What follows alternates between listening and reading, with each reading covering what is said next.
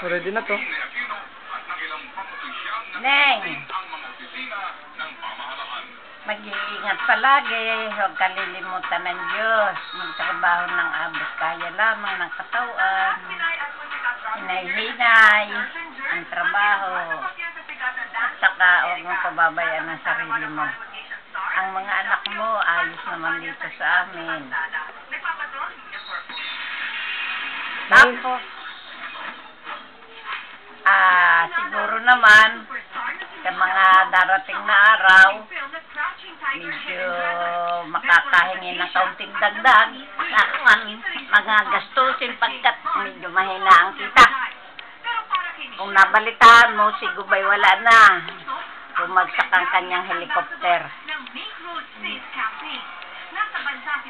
Tapos na. Lo, ikaw. No? Si Lolo. Tutawin, si Lolo. Mahigit 60,000 ang naiulat na aksidente sa kalsada. Ay, mapangit.